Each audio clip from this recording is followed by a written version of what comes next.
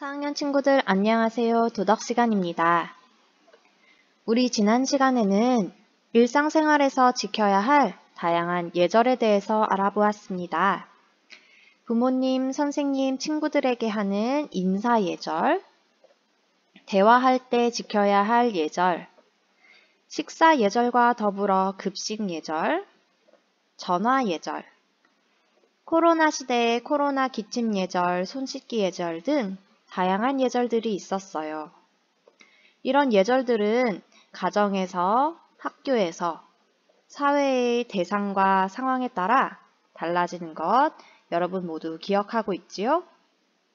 그리고 한 주 동안 이런 예절들을 잘 지켰을 거라고 생각해요.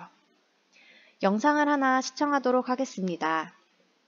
공공 예절을 잘 지키는 3가지 상황이 나올 텐데 여러분은 같은 상황에서 어떻게 행동할지 생각해 보면서 영상을 시청해 보세요. 엄마, 내가 내려서 할게. 조용한 배려? 감사합니다. 고마운 배려? 감사합니다.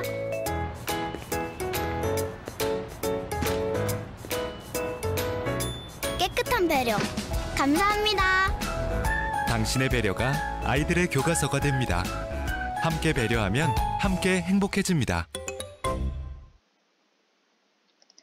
자, 첫 번째 상황, 버스에서 여러분에게 전화가 왔습니다. 여러분은 어떻게 하겠습니까? 두 번째 상황, 엘리베이터를 탈 때 유모차를 밀고 있는 아주머니를 만났어요.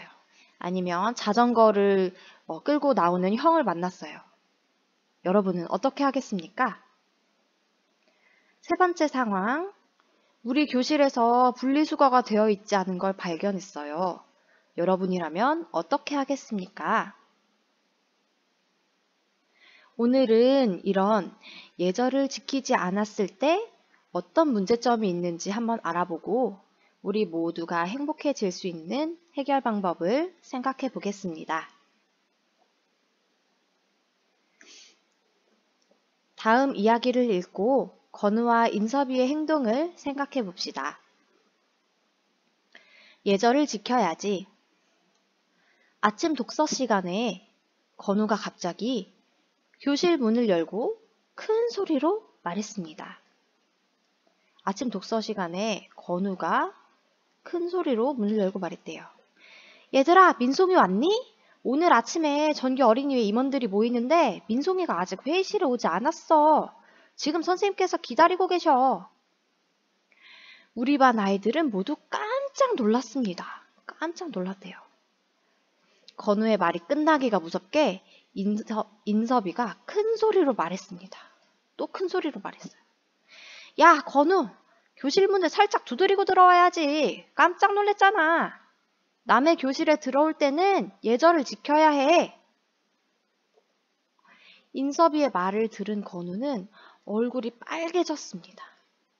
아, 미안해. 마음이 급해서 그만.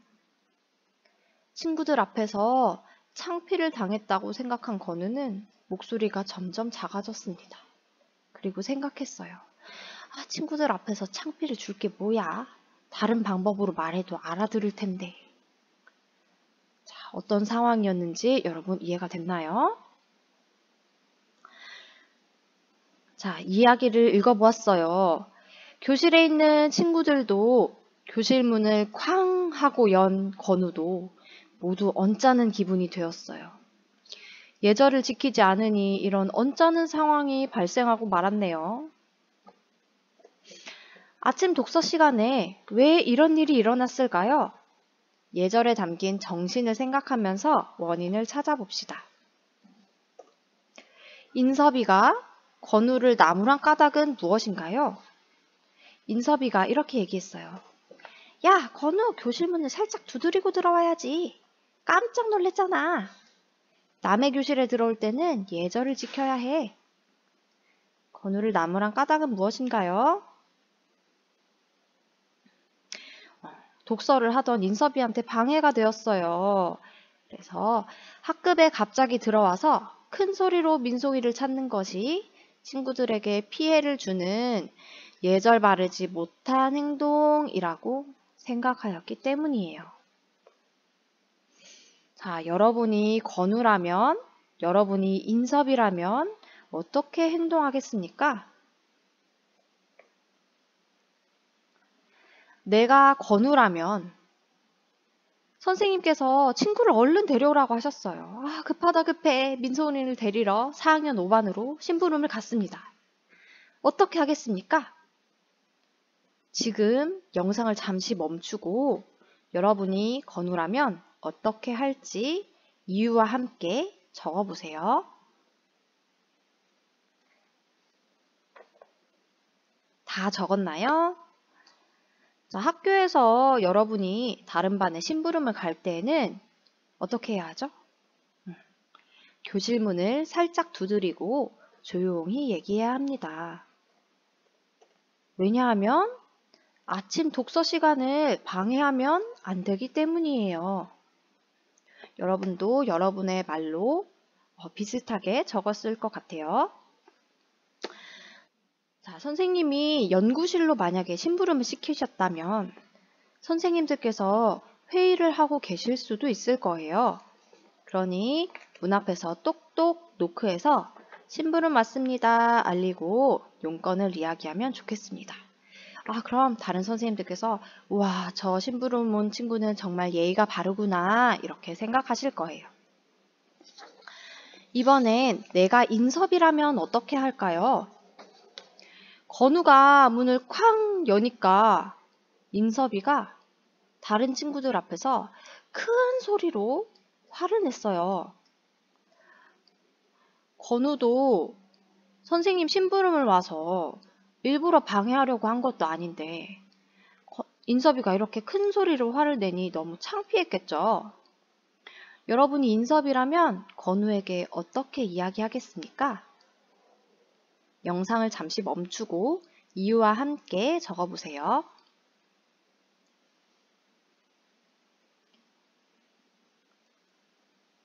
선생님이라면 건우에게 화를 내지 않고 차분히 이야기할 것 같아요. 왜냐하면 건우가 창피하기 때문입니다. 여러분도 선생님께서 친구들 앞에서 여러분을 혼내면 기분이 좋지 않고 창피해지죠. 여러분이 친구를 대할 때도 친구에게 너무 무안을 주지 말고 따로 조용히 이야기하거나 차근차근 이야기하면 서로 기분도 상하지 않고 더 돈독한 우정을 만들 수 있어요. 그럼 이번에는 우리 주변에서 예절을 지키지 않아서 일어났던 문제를 생각해보고 해결할 방법을 생각해 봅시다.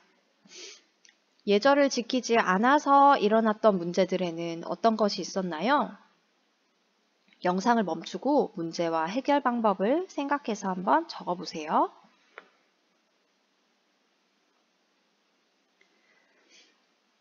선생님은 이렇게 적어보았어요. 예절을 지키지 않아서 일어났던 문제는 실수로 친구의 발을 밟았는데 친구가 너무 화를 내서 큰 다툼이 생겼던 일이 있었어요. 여러분도 충분히 이럴 수 있죠. 사물함에 가려고 일어나서 뒤로 가는데 친구의 가방을 떨어뜨렸다던가 이런 일들. 일부러 그런 게 아닌데 친구가 너무 화를 내가지고 싸우게 된 거예요. 이렇게 친구와 싸우지 않으려면 어떻게 해결하면 좋을까요? 실수를 용서하고 이해한다면 친구도 진심으로 사과할 거예요. 친구의 가방을 떨어뜨렸다.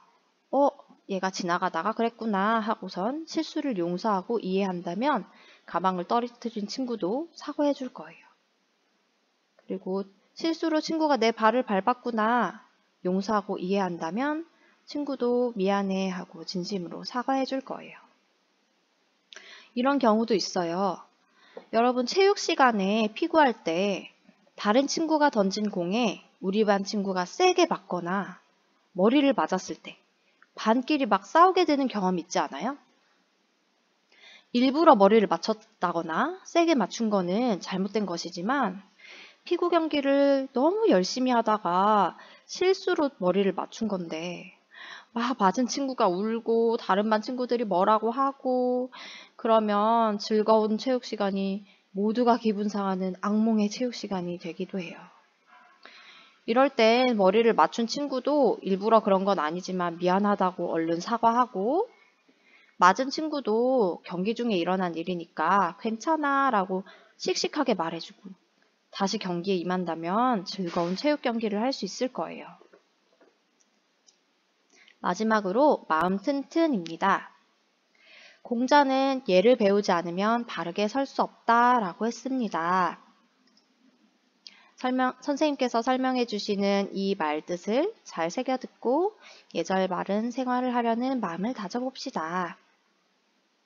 예를 배우지 않으면 바르게 설 수 없다 라는 뜻은 사람과 사람 사이에 지켜야 할 예절을 배우고 익혀 실천하지 않으면 사회 구성원으로서 역할을 제대로 할 수 없으며 성숙한 인격을 가진 사람으로 성장할 수 없다는 의미라고 합니다.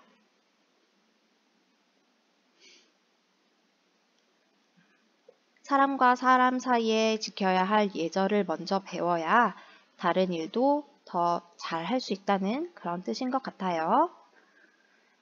자, 이번에 맨 처음에 본 동영상을 다시 한번 시청해 볼 거예요. 우리 공부를 하고 나서 영상을 보고 어떻게 여러분의 마음이 바뀌었는지 한번 생각해 보세요.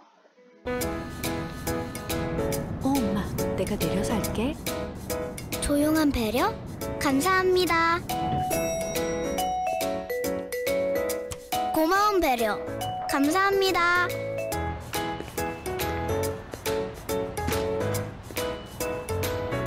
깨끗한 배려?